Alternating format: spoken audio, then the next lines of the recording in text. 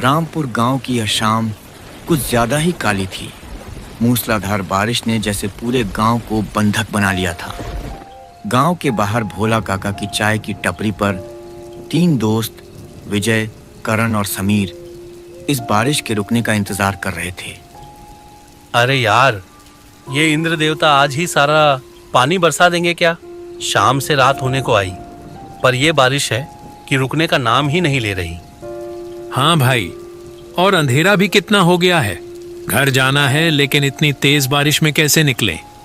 Network भी चला गया। बस बैठे रहो और चाय पियो। तभी बारिश से भीगते हुए एक बुजुर्ग आदमी अपने 2 छोटे नाती नातिन के साथ टपरी के नीचे आकर खड़े हो गए। अरे दीनानाथ जी, आप और इतनी बारिश में? आइए आइए, अंदर बैठिए। अरे बेटा, क्या बताएं, ये बच्चे हैं कि मानते ही नहीं। बारिश के रुकने का इंतजार कर रहे थे, पर ये तो बढ़ती ही जा रही है। नाना जी जल्दी चलिए, मेला बंद हो जाएगा। चाचा जी, इतनी बारिश में बच्चों को लेकर कहाँ जा रहे हैं? अरे बेटा, पड़ोस के गांव सोनपुर में जो मेला लगा है वही तो जाना था। ये दोनों सुबह से जिद कर रहे थे, पर अब तो।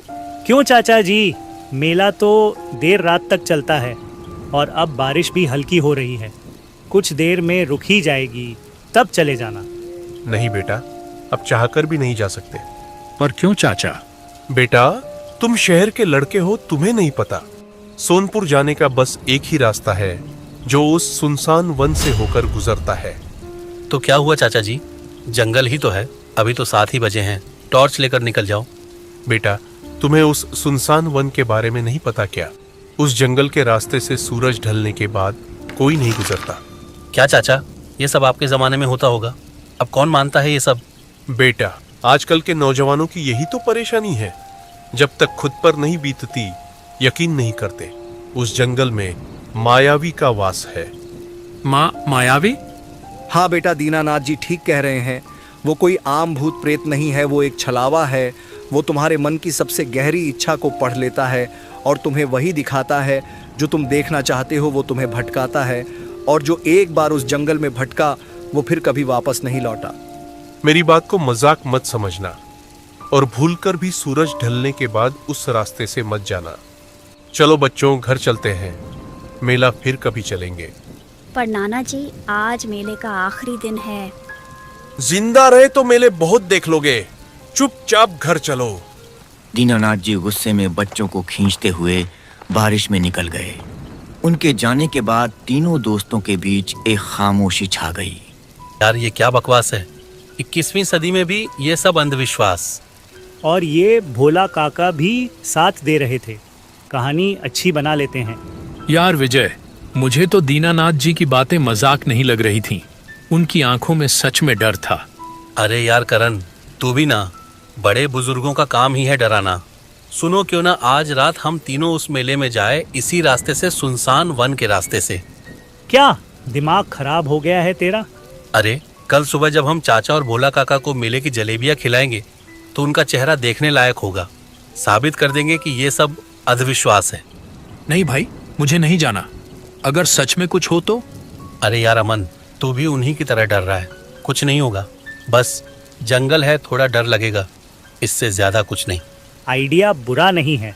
साइंटिफिकली देखें तो शायद वो जंगल घना है और रास्ते कंफ्यूजिंग हैं, इसलिए लोग भटक जाते होंगे।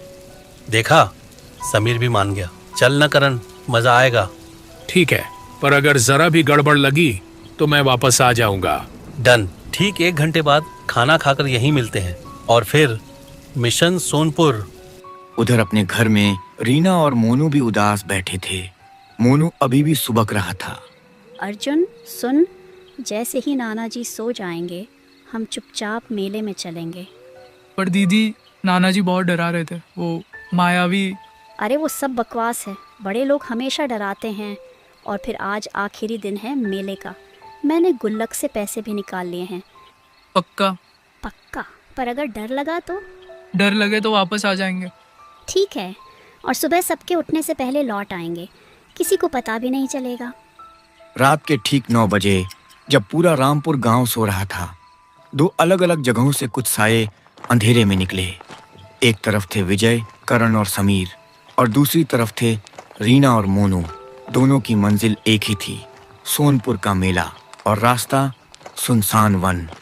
रीना और मोनू जंगल के कच्चे रास्ते पर चल रहे थे। दीदी कितना अंधेरा है, मुझे डर लग रहा है। चलो वापस चलते हैं। अरे डर मत, बस ये जंगल पार करते ही मेला आ जाएगा। अरे वो सुन। दूर से आती मेले की धुंधली आवाज, झूले का संगीत, लोगों का शोर। अरे हाँ दीदी, मेले की आवाज़, हो रहा मेला। देखा, मैंने कहा था ना, नाना जी बस डरा रहे थे। चलो जल्दी। तभी एक बहुत मीठी औरत की आवाज हवा में गूंजी। आ जाओ बच्चों, इधर है मेला। देखो, सारे खिलौने मुफ्त हैं, सारी मिठाइयाँ मुफ्त हैं। वाह दीदी, मुफ्त में। मोनू आवाज की तरफ भागा। रीना एक पल को ठिठकी पर फिर मोनू के पीछे भागी। मोनू रुको, एक साथ। वो जैसे जैसे आगे बढ़े, मेले का संगीत तेज होता गया, और फिर वो एक वीरान खुली जगह पर खड़े थे। वहां न कोई मेला था, न कोई रोशनी। सामने बस एक विशाल डरावना बरगद का पेड़ खड़ा था। दीदी मेला कहाँ गया? पेड़ की डालियों से एक खुरदरी डरावनी हंसी की आवाज आई। मोनू भागो। इससे पहले कि वो मुड़ते जमीन से निकलती काली परछाइयों ने दोनों बच्चों के पैर जकड़ लिए। उसी जंगल में दूसरी तरफ तीनों दोस्त चल रहे थे। यार, बहुत डरावना लग रहा है, और ये अजीब अजीब आवाजें।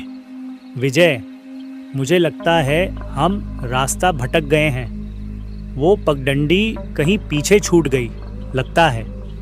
तभी उन्हें अपने सामने एक बड़े से पत्थर पर एक आदमी बैठा दिखा।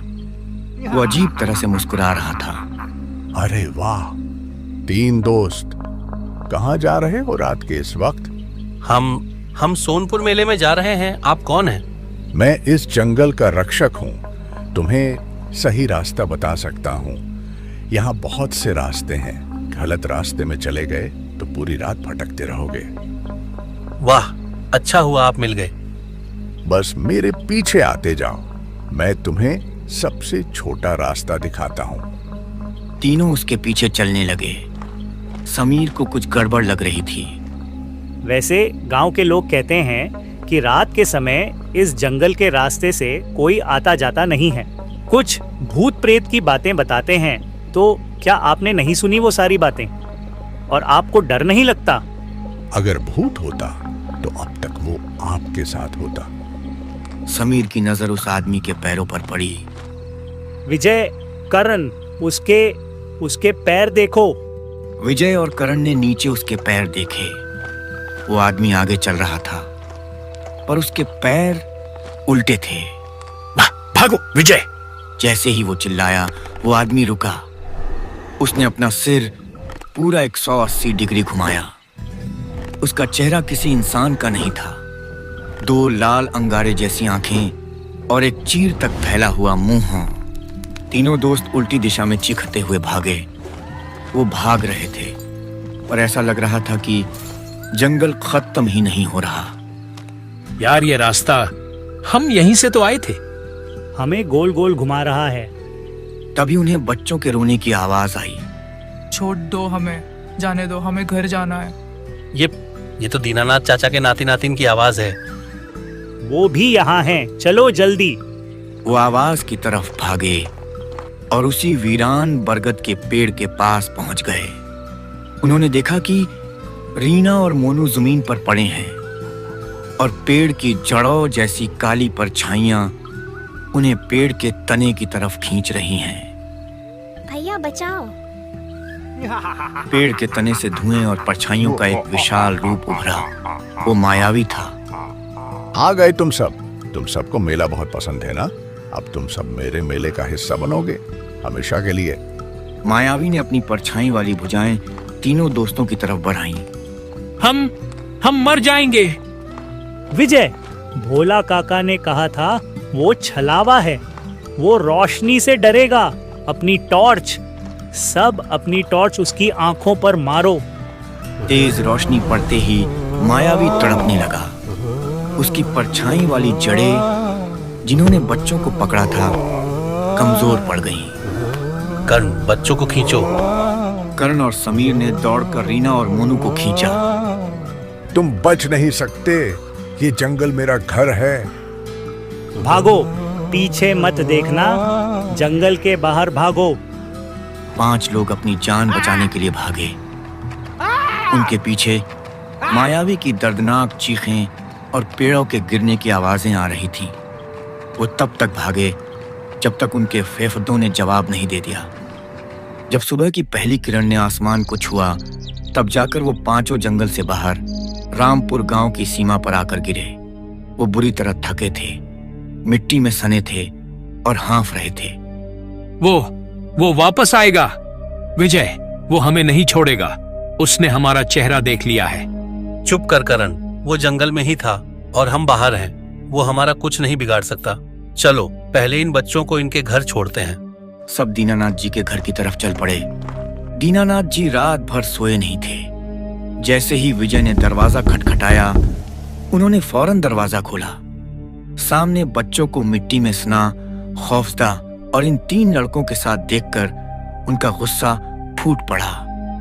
कहाँ थे तुम दोनों? और तुम तीनों? मैंने मना किया था ना, मैंने कहा था ना कि उस जंगल में मत जाना। नाना जी, वो मायावी, वो हमें ले गया था। चुप हो जाओ, एक लफ्ज नहीं। और तुम तीनों, तुमने जो किया है उसकी कीमत पूरे गांव को चुकानी पड़ सकती है। चाचा जी, हम बस मेला, मौत का मेला देखने गए थे। तुम शहर के लड़कों को लगा ये मजाक है।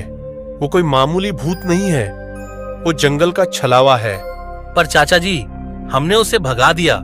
रोशनी से, टॉर्च की रोशनी से वो जलने लगा था।